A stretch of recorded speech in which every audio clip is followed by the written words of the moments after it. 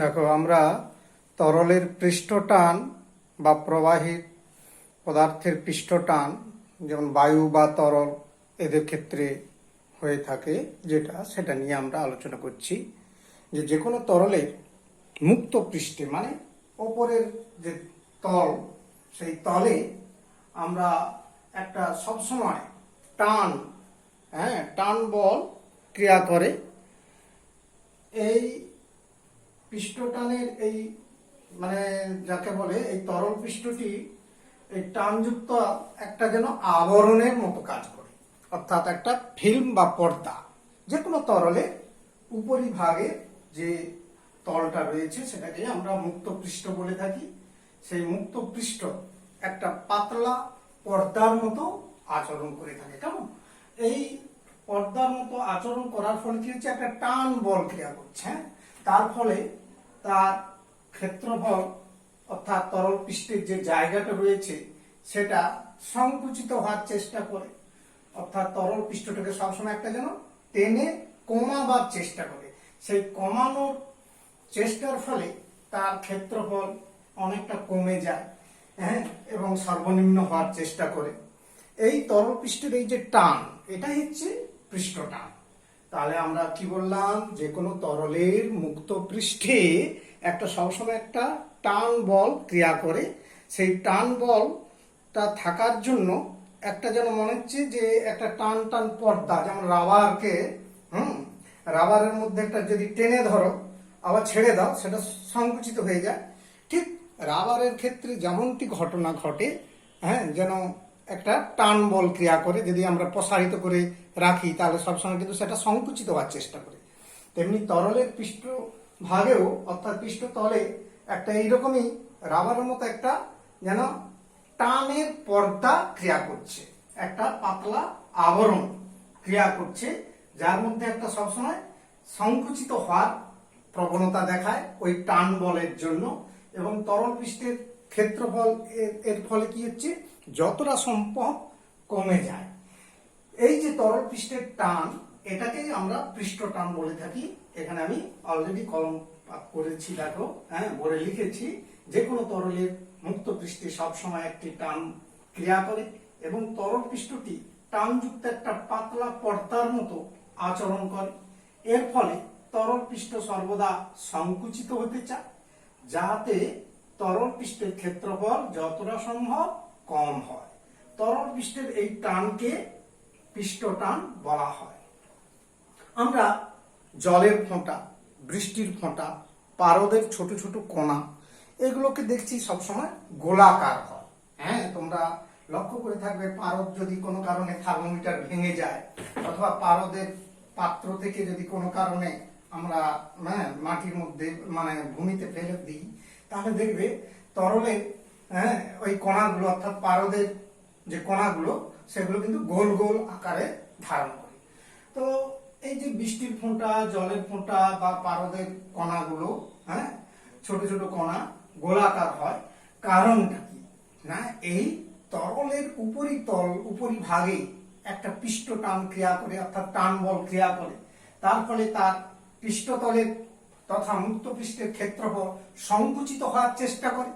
আর নির্দিষ্ট আয়তনে একটা যে কোনো পদার্থের গোলক আকার ধারণ করলে তার পৃষ্ঠতলের ক্ষেত্রফল সব থেকে কম হয়। তুমি যে কোনো পদার্থের একটা নির্দিষ্ট আয়তনের পদার্থকে যদি গোলক আকারে ধারণ করিয়ে থাকি, তাহলে সেই গোলকের কিন্তু পৃষ্ঠতলের, অর্থাৎ মুক্ত পৃষ্ঠের ক্ষেত্রফলটা সবচেয়ে কম হয়। আর এই তরলের ক্ষেত্রে পৃষ্ঠটান ক্রিয়া করার জন্য তার মুক্ত পৃষ্ঠের ক্ষেত্রফল সংকুচিত হয়ে সর্বনিম্ন হওয়ার চেষ্টা করে। আর সর্বনিম্ন ক্ষেত্রফলের চেয়ে যেহেতু গোলক আকার, সেই জন্য এই তরলের ফোঁটাগুলো গোলক আকারের হয়। যেটা আমি এখানে দ্বিতীয় স্তবকে কথাটা আলোচনা করেছি, সেটা লিখেছি। দেখো, জলের ফোঁটা, বৃষ্টির ফোঁটা, পারদের ছোট ছোট কণা সর্বদা গোলক আকার হয়, কারণ তরল পৃষ্ঠের টান তথা পৃষ্ঠ টানের জন্য তরলের মুক্ত পৃষ্ঠের ক্ষেত্রফল সংকুচিত হয়ে সর্বনিম্ন হওয়ার চেষ্টা করে থাকে। আবার নির্দিষ্ট আয়তনের একটি গোলকের ক্ষেত্রফল সবচেয়ে কম হয়, সেই জন্য জলের ফোঁটা, বৃষ্টির ফোঁটা, পারদের ছোট ছোট কণা গোলকাকার হয়। এগুলো তোমাদের প্রশ্ন দেওয়া হয়, হ্যাঁ, ক্লাস 11 এইচএস সেকশনেও একইভাবে ফিজিক্স এবং কেমিস্ট্রি বোথ সাইডে এই জাতীয় প্রশ্ন দেওয়া হয় যে বৃষ্টির ফোঁটা কেন গোলকাকার হয় বা পারদের কণাগুলো কেন দেখতে গোলকাকারের হয়। এই ধরনের বিষয়টা তোমাকে জানতে হবে। এখন আমরা একটা হাতে নাতে এই জাতীয় পরীক্ষা করে তোমাদের সামনে দেখাতে পারি, বা তোমরা বাড়িতে নিজেরাও করতে পারো একটা পরীক্ষা। কিরকম পরীক্ষাটা করবে না, একটা কাঁচের পাত্র, যেটা ধরো লম্ব বৃত্তাকার চোঙের মতো দেখতে, হ্যাঁ, যেমন বিকার, বিকার বা বিকারের মতো সাইজের কোনো কাঁচের পাত্রে, সেই কাঁচের পাত্রের মুখটাকে কি করবে, একটা বেলুনের রাবার দিয়ে খুব টান টান করে বন্ধ করে দিবে। তাহলে দেখো আমরা কি বলছি, একটা বেলুনের বিকারের মুখে বেলুনের রাবার দিয়ে খুব টান করে বন্ধ করে দাও। দেওয়ার পর কি করবে, একটা ব্লেড দিয়ে আমার 1 সেন্টিমিটারের মতো একটা লম্বভাবে, অর্থাৎ সরলরৈখিক ভাবে লম্বালম্বি একটা রেখা টেনে দিবে, অর্থাৎ ব্লেড দিয়ে কেটে দেবে। তাহলে ব্লেড দিয়ে কেটে দেওয়ার ফল কি দেখবে না, ওই যে কেটে দেওয়া অংশ দু জায়গাটা ফাঁকা হয়ে গেছে, হ্যাঁ, ফাঁকা হয়ে গেছে। অর্থাৎ এখানে আমি ছবিতে দেখিয়েছি, দেখো এইটা মনে করে একটা বিকারের মুখে আমরা হচ্ছে ওই বেলুনের রাবার দিয়ে, হ্যাঁ, বেশ করে টান করে বেঁধে দিয়েছি। এবার উপরটা হচ্ছে একটা রাবারের যে পর্দাটা রয়েছে, বেলুনের যে রবারটা রয়েছে, সেই রবারটা মনে করে এইটার উপরটা দেখাচ্ছি গোলক আকারে, অর্থাৎ মুখটা, সেই ঢাকনার মুখটা পুরোটাই বেলুনের পর্দাটা একে এই যে গোলক বৃত্তাকার যেটা অংশটা দেখিয়েছি। এবার ব্লেড দিয়ে আমরা কি করছি না, একটা সরল রেখা বরাবর কেটে দিয়েছি 1 সেন্টিমিটারের মতো জায়গা। এটা কেটে দেওয়ার সঙ্গে সঙ্গে কি দেখতে পাবে, এইরকমই দুদিকে প্রসারিত হয়ে, হ্যাঁ, দুদিকে ফাঁকা হয়ে যাবে। অর্থাৎ একটা ফাঁকা জায়গা, অর্থাৎ যেন ওই জায়গাটা খুলে গেল, পর্দাটা খুলে গেল। কেন খুললো না, এই যে পুরো পর্দাটা রয়েছে বেলুনের, এর মধ্যে একটা সবসময় কি হচ্ছে, এই পর্দাটার মধ্যে একটা টান বল ক্রিয়া করছে। সেই যে টান বলটা ক্রিয়া করছে, এই জায়গাটা যেই কেটে দেওয়া হয়েছে, এই মাঝখানে আর টান বলটা নেই, কিন্তু দুই দিকে টান বলগুলো, এই চতুর্দিকে টান বলগুলো ক্রিয়া করছে। সেই টানের জন্য ওই ফাঁকা জায়গাটা শূন্য, মানে একটা ফাঁকের সৃষ্টি হয়েছে, হ্যাঁ, ওই ফাঁকা জায়গার সৃষ্টিটা হয়েছে এই টান বলের জন্য। অর্থাৎ এই যে বেলুনের পর্দাটা যে টান দিচ্ছে, এটাই একটা পৃষ্ঠ টান। তাহলে এটা একটা আমরা নিজের হাতে নাতে অ্যাক্টিভিটি দেখাতে পারি, সক্রিয়তার মতো, হ্যাঁ, সহজেই কাজটা করে দেখাতে পারি। এটা আমি নিজে করো বলে এই যে ব্যাপারটা দিয়েছি। দেখো একটা বিকারের মুখ বেলুনের রবার দিয়ে টেনে বন্ধ করে ওই রবারের পর্দার উপর ব্লেড দিয়ে 1 সেন্টিমিটার লম্বা সরল রেখায়, অর্থাৎ সরল রৈখিক ভাবে কাটবে, এদিক ওদিক কাটবে না, হ্যাঁ, লম্বা সরল রেখায় কেটে দাও। দেখতে পাবে, হ্যাঁ, দেখতে পাবে ওই কাটা বরাবর দুই পাশে রাবার, হ্যাঁ, রবার পর্দাটি খুলে গেছে, অর্থাৎ এই যে খুলে গেছে, হ্যাঁ, পর্দাটি দুই পাশে রাবার পর্দাটা খুলে গেছে। এখানে ওই 1 সেন্টিমিটার কাটা জায়গাটির উপর লম্বভাবে একটা বল ক্রিয়া করছে। অর্থাৎ লম্বভাবে মানে কিরকম ব্যাপারটা ঘটছে, দেখো এই যে কাটা জায়গাটা, এই দিকে একটা বল ক্রিয়া করছে, আবার এই দিকে একটা বল ক্রিয়া করছে। অর্থাৎ এইরকমই লম্বভাবে, হ্যাঁ, পর্দার লম্বভাবে, এই যে পর্দাটা এইভাবে লম্বভাবে টান বল ক্রিয়া করছে, এদিকেও টান হচ্ছে, ওদিকেও টান হচ্ছে, হ্যাঁ, এইরকমই লম্বভাবে টান বলগুলো ক্রিয়া করছে, কেমন, এই কাটা বরাবর। তার ফলে ওই জায়গাটা ফাঁকা হয়ে গেছে। অর্থাৎ তীর চিহ্নটা দেখানোর অর্থ এদিকেও টান, এইদিকেও টান, কিন্তু এই জায়গাটা ফাঁকা, মানে কাটা হয়ে গেছে, মানে ফাঁকা জায়গা হয়ে গেছে, আলগা হয়ে গেছে ওই টান বলটা। ফলে কি হচ্ছে, উভয় দিক থেকে সরে গিয়েছে। এখানে বলা হয়েছে দেখো পর্দাটি খুলে গেছে, ওইখানে ওই 1 সেন্টিমিটার লম্বা কাটা জায়গাটির উপর লম্বভাবে একটি বল ক্রিয়া করছে, যার ফলে কাটা জায়গার দুপাশে টান পড়ে। অর্থাৎ এই দুদিক থেকে টান টেনে, টান পড়ে, ফাঁক হয়ে যায়। অর্থাৎ এই টান বলের জন্য ফাঁক হয়ে যায়, আর এই টান বলই হলো পৃষ্ঠটান। তাহলে আমরা পৃষ্ঠটানের একটা এক্সাম্পল বা অ্যাক্টিভিটি দেখালাম। এখানে রাবারের পর্দাটাকে মনে করো হচ্ছে তরলের উপরই পৃষ্ঠতল, কেমন? অর্থাৎ ওই রকম একটা টান বল ক্রিয়া করছে উপরে, তরলের পৃষ্ঠতলটা একটা যেন পর্দার মতো কাজ করছে, যে সব দিক থেকে কণাগুলো টান দিচ্ছে, যার ফলে এই ঘটনাটা ঘটে থাকে। আচ্ছা, এখানে এই পৃষ্ঠটানের বিষয়টা নিয়ে আমরা আরো একটু বলছি, লজিক্যাল গ্রাউন্ডটা কি, বিজ্ঞানসম্মত বিষয়টা কেন ঘটছে। তোমার মনে প্রশ্ন আসতে পারে যে এই তরলের পৃষ্ঠে এই টান বলটা কেন ক্রিয়া। তারপরে আমি একটু কথাটা বোঝাচ্ছি। একটা পাত্রে মনে করো কিছু তরল পদার্থ রয়েছে, হ্যাঁ, এই পাত্রটাতে কিছু তরল পদার্থ রয়েছে। এখন এই যে উপরিতলের যে কণাগুলো বা অণুগুলো রয়েছে, সেই অণুগুলোর কিন্তু তার উপরে মানে যে মুক্ত জায়গাটা, সেগুলো কিন্তু ওই দিকে কোনো আকর্ষণ বল ক্রিয়া করছে না, কিন্তু এই মাঝের দিকের অর্থাৎ এর ভেতরের যতগুলো কণা বা অণু রয়েছে, এই অণুগুলো একটা অণু আরেকটা অণু পরস্পরের মধ্যে কি করে, আকর্ষণ বল ক্রিয়া করে, অর্থাৎ তাকে বলা হয় আন্তঃআণবিক আকর্ষণ বল ক্রিয়া করে। তার মানে ভিতর দিকের অণুগুলো অর্থাৎ মাঝের যে অণুগুলো তারা নিজেদের মধ্যে একটা আকর্ষণ বল ক্রিয়া করে, কিন্তু মুক্ত পৃষ্ঠে সেই আকর্ষণ বলটা, তার উপরের দিকের কোনো আকর্ষণ বল নেই, তারা তো মুক্ত অবস্থায় আছে। তারা তাহলে কি করছে না, ভেতরের অণুগুলো দ্বারা আকৃষ্ট হয়ে একটা হচ্ছে নিচে মানে সবসময় ক্রিয়াশীল থাকে, নিচের দিকে আকর্ষণ বলটা ক্রিয়া করে, যার ফলে এই উপরিতলে এই টান বলের সৃষ্টি হয়। হ্যাঁ, কেন হচ্ছে বুঝতে পারলে, যে মুক্ত পৃষ্ঠের উপরে তো কোনো আন্তঃআণবিক আকর্ষণ বল ক্রিয়া করছে না, শুধু এই উপরের দিকে যে কণা বা অণুগুলো থাকে সেগুলো কিন্তু নিচের দিকেই আকর্ষণ বলটা শুধু ক্রিয়া করে, অর্থাৎ পাশের যে প্রতিবেশী কণাগুলো বা অণুগুলো রয়েছে তারা ওদেরকে টেনে ধরছে, এবং এই উপরের কণাগুলো তারাও ওকে টানছে, কিন্তু তার থেকে এই পাশের অণুগুলো বেশি টান বল ক্রিয়া করছে, যেহেতু তার উপরের দিকের কোনো কণাগুলো ওই উপরের মুক্ত পৃষ্ঠের অণুগুলোকে কোনো আকর্ষণ বল ক্রিয়া করছে না, কেবল তারা ভিতরের দিকের অণুগুলো দ্বারা আন্তঃআণবিক আকর্ষণ বলে আকর্ষিত হয়ে আছে। তার ফলে কি হচ্ছে, এই মুক্ত পৃষ্ঠে তথা তরলের যে মুক্ত পৃষ্ঠটিকে আমরা বলছি কি না, হচ্ছে ওটা একটা ফিল্ম বা পর্দার মতো আচরণ করে। সেই ফিল্মটা কি না, টানযুক্ত ফিল্ম, অর্থাৎ সেই টানযুক্ত ফিল্মের জন্যই বা পর্দার জন্যই এই পৃষ্ঠটান ক্রিয়াশীল হয়। তোমরা কয়েকটি ঘটনা দেখতে পাবে এবং বইটা পড়বে, তাহলে পরিষ্কার হয়ে যাবে, বেশ কয়েকটা ঘটনার কথা তোমরা জানতে পারবে।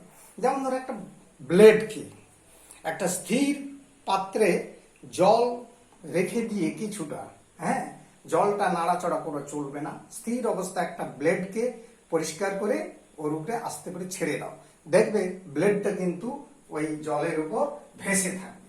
এটার ঘটনাটা কেন হচ্ছে না, হচ্ছে ব্লেডটা তরলের স্পর্শ যে জায়গাটা করবে সেই স্পর্শ জায়গাটা একটু অবনমিত হয়ে যাবে।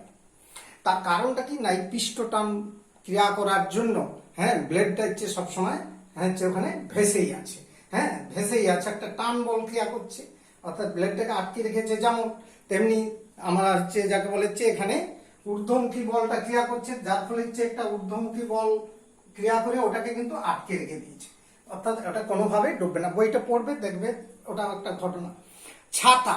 ছাতাতে দেখবে খুব সূক্ষ্ম সূক্ষ্ম ছিদ্র থাকে, হ্যাঁ, এই তরল অর্থাৎ বৃষ্টিপাত যখন ঘটে, বৃষ্টির ফোঁটাগুলো তো গোলাকার হয়, তার ফলে কি হচ্ছে, সেই গোলাকার গোলকগুলো কি হচ্ছে গড়িয়ে পড়ে, অর্থাৎ ছাতার কাপড়ের মধ্যে গড়িয়ে পড়ে। এই পৃষ্ঠটানের জন্য অর্থাৎ জলের পৃষ্ঠটান বল ক্রিয়া করার জন্য গোলক আকারের বৃষ্টি ফোঁটাগুলো হয়, যার ফলে ওটা ধীরে ধীরে, হ্যাঁ, গড়িয়ে চলে যায়, যার অর্থাৎ ছাতা ভিজে ভেতরে প্রবেশ করতে পারে না। ওটা একটা ঘটনা। তোমরা রঙের তুলি দেখবে, কিংবা এই যে ঝাড়ুগুলোকে জলে ভিজিয়ে নাও, দেখবে, হ্যাঁ, পৃষ্ঠটান বল ক্রিয়ার জন্য ওই ঝাড়ুর যে এগুলো রয়েছে তোমার, যেগুলো আঁশগুলো বা হচ্ছে তুলির আঁশগুলো, সেগুলো কিন্তু পৃষ্ঠটানের জন্য তাদের হচ্ছে কি হচ্ছে না, গায়ে জলগুলো আটকে থাকে, তার ফলে কি হচ্ছে ওটা উপরে তুলে নিলে কি হবে না, আঁশগুলো গায়ে গায়ে জড়ো হয়ে যায়, আবার ডুবিয়ে দাও জলের মধ্যে বা রঙের মধ্যে ওই তুলিটাকে ডুবিয়ে দাও, দেখবে আঁশগুলো আবার আলগা হয়ে গেছে। অর্থাৎ এটাও হচ্ছে তরলের পৃষ্ঠটানের জন্য ঘটনাটা ঘটে থাকে।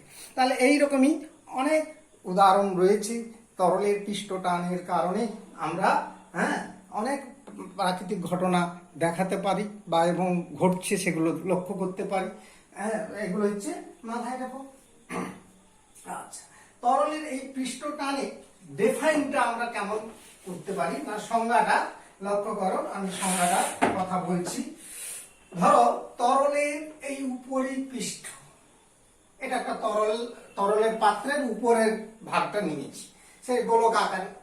এই জায়গায় আমরা একটা সরল রেখা কল্পনা করলাম, মনে করো এ বি একটা রেখা কল্পনা করলাম।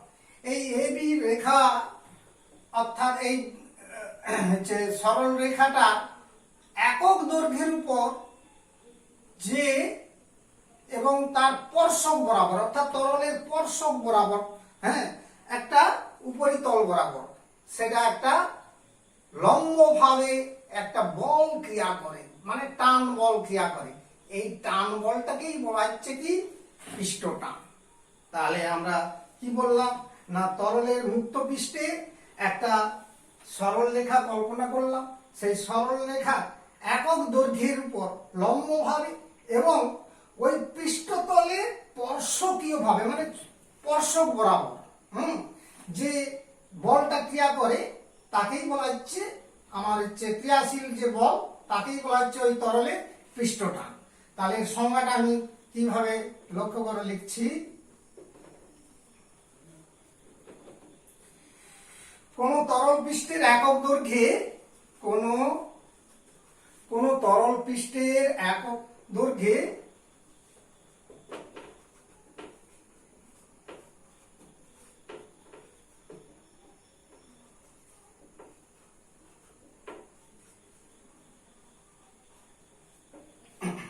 আমরা কি বললাম কোন তরল পৃষ্ঠের একক দৈর্ঘ্যের উপর লম্বভাবে দৈর্ঘ্যের উপর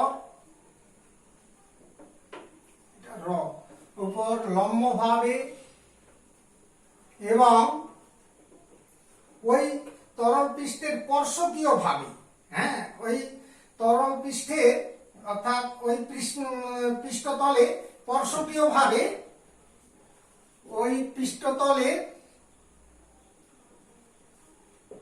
ওই তরল পৃষ্ঠের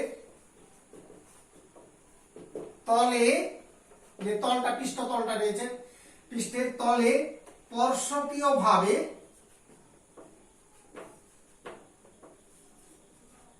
ক্রিয়াশীল যে বল থাকে ক্রিয়াশীল বলকে ওই তরলের পৃষ্ঠটান বলা হয়। যেমন ওই যে বেলুনের গল্পটা দেখিয়েছিলাম ওই রকম যে স্পর্শক বরাবর ছোঁয়া অবস্থায় যে কোনা এটা স্পর্শকীয় ভাবে এবং ওখানে একটা তরলটাতে এইভাবে আছে উপরিতল, তার উপরে একটা লম্ব একটা সরলরেখা টানবে, সেই সরলরেখার একক দৈর্ঘ্যে লম্বভাবে এবং স্পর্শকীয় ভাবে ওই পৃষ্ঠতলের স্পর্শকীয় ভাবে অর্থাৎ উপর বরাবর যে একটা ক্রিয়াশীল বল ক্রিয়া করছে, সবসময় টান বল ক্রিয়া করছে, সেটাকেই বলা হচ্ছে ওই তরলের পৃষ্ঠটান। তাহলে এখানে দেখো আমরা বলতে পারি তরলের পৃষ্ঠটান ইজিক্যাল টু কি ক্রিয়াশীল বল বাই দৈর্ঘ্য, একক দৈর্ঘ্য মানে দৈর্ঘ্য দিয়ে ভাগ। তাহলে এর মাত্রা কি হবে দেখো, পৃষ্ঠটানের মাত্রা দ্যাট ইজ পৃষ্ঠটান টানের মাত্রাটা তো তৃতীয় বন্ধনী দিয়ে আমরা প্রকাশ করি। তাহলে এটা হচ্ছে মাত্রা কি হচ্ছে দেখো, এটা তো সমান বল বাই ক্ষেত্রফল বল বাই দৈর্ঘ্য, আমি উপর করে লিখলাম কারণ এখানে জায়গাটা নেওয়ার জন্য। তাহলে বলের মাত্রা তৃতীয় বন্ধনী বাই দৈর্ঘ্য। আর তোমরা অলরেডি জানো বলের মাত্রা অলরেডি করেছো হচ্ছে M L T by T square, অর্থাৎ এম এল T⁻², এটা হচ্ছে বলের মাত্রা ml T⁻², ডিভাইড বাই দৈর্ঘ্যের মাত্রা l, l কেটে গেল, তাহলে পৃষ্ঠটানের মাত্রা হচ্ছে m⁻²। এইটা হচ্ছে পৃষ্ঠতলের মাত্রা। বিষয়টা মোটামুটি বুঝতে পারলে। নেক্সট হচ্ছে দেখো এর একক, পৃষ্ঠটানের একক ইউনিট, বল বাই দৈর্ঘ্যের একক। বল বাই দৈর্ঘ্যের একক অর্থাৎ সিজিএস পদ্ধতিতে একক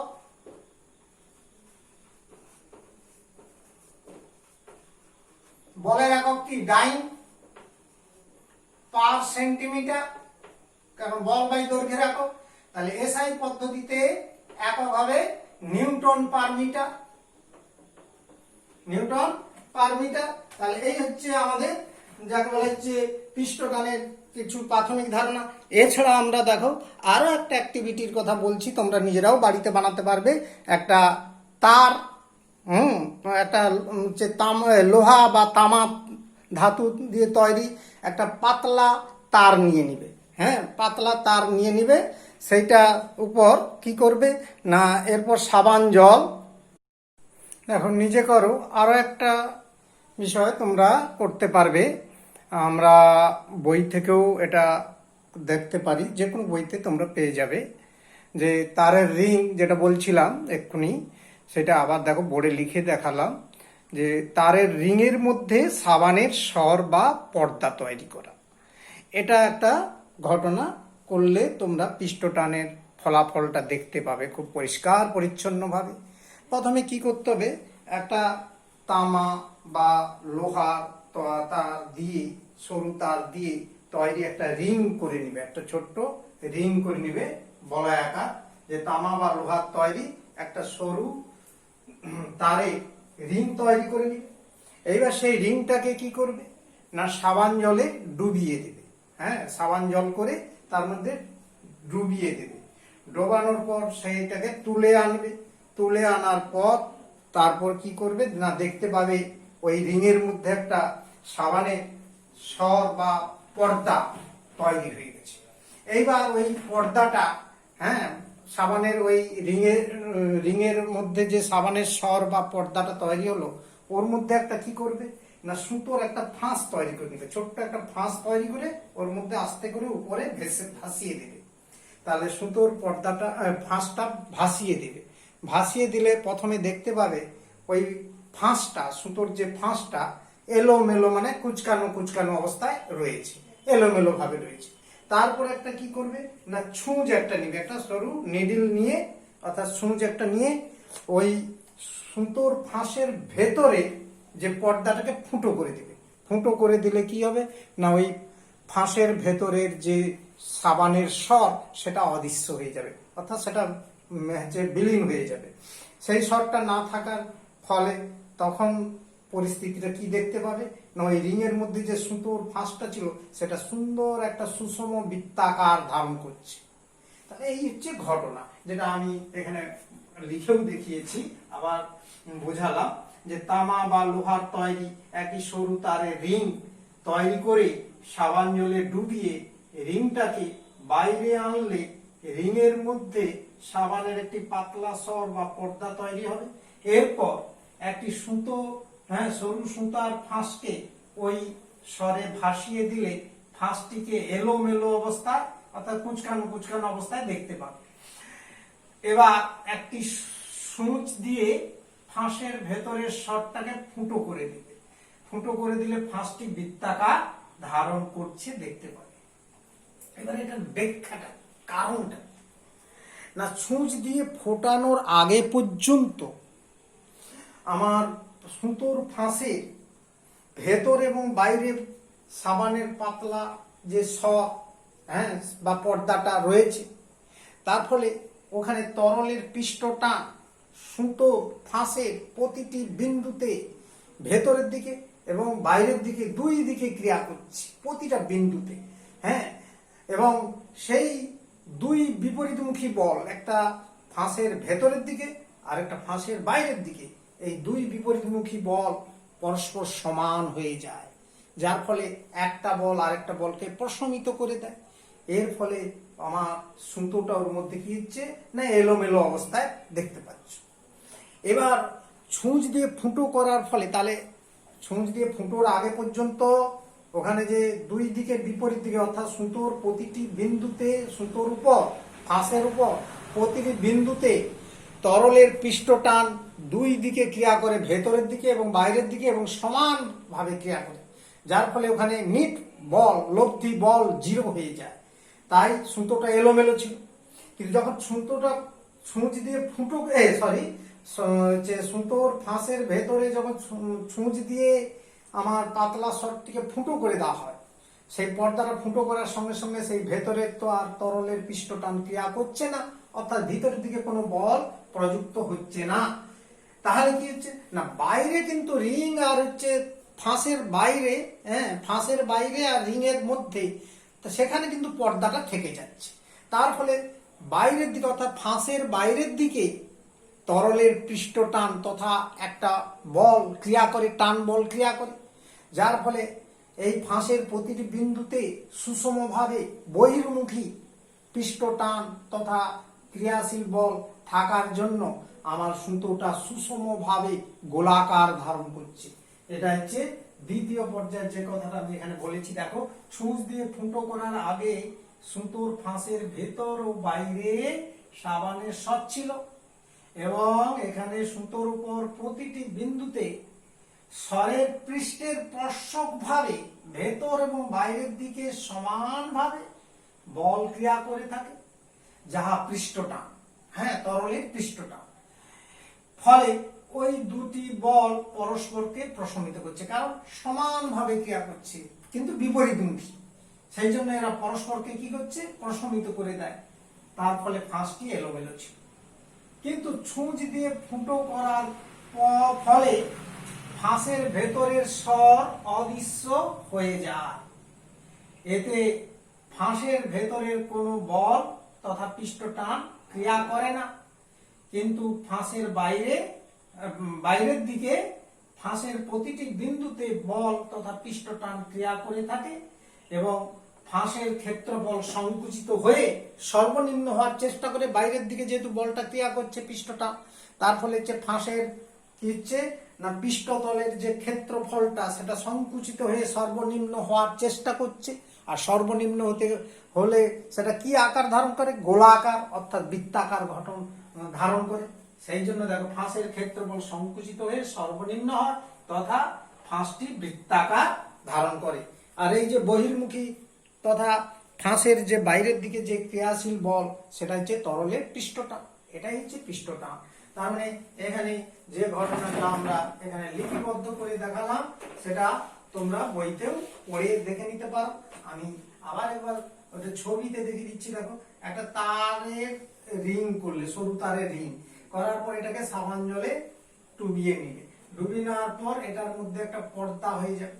সেই পর্দার মধ্যে একটা সুতোর ফাঁস করে, অর্থাৎ সুতোর ফাঁস একটা এরকম বানালে করে কি হবে এখানে ছেড়ে দিলে, আস্তে করে ভাসিয়ে দিলে।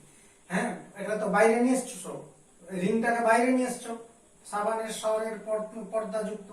এবার এই রিংটা যখন এর মধ্যে যখন ভাসিয়ে দিবে তখন কিন্তু সুতোটাকে এইরকমই এলোমেলো অবস্থায় দেখতে পাবে। এইবার ছুঁচ দিয়ে ফুটো করে দিবে।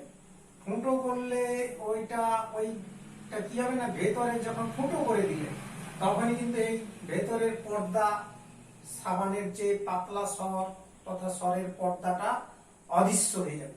তার ফলে কি হচ্ছে না তখন এই সুতোটা এইরকমই সুষম একটা বৃত্তাকার ধারণ করছে। কারণ এক্ষেত্রে সুতোর প্রতিটা বিন্দুতে বাইরের দিকে লম্ব ভাবে এবং স্পর্শকীয় ভাবে, কার স্পর্শক না ওই পর্দার স্পর্শ বরাবর, ওর তল বরাবর, পৃষ্ঠতল বরাবর, মুক্ত তল বরাবর তার এইরকমই চতুর্দিকে সুষম ভাবে বহির্মুখী বাইরের দিকে একটা টান বল ক্রিয়া করছে, অর্থাৎ টেনে রেখেছে। তার ফলে কি হচ্ছে এটা গোলাকার হয়। আর এখানে কি হচ্ছে না প্রতিটা বিন্দুতে বাইরের দিকে এবং ভেতরের দিকে বল ক্রিয়া করছে, অর্থাৎ এইরকম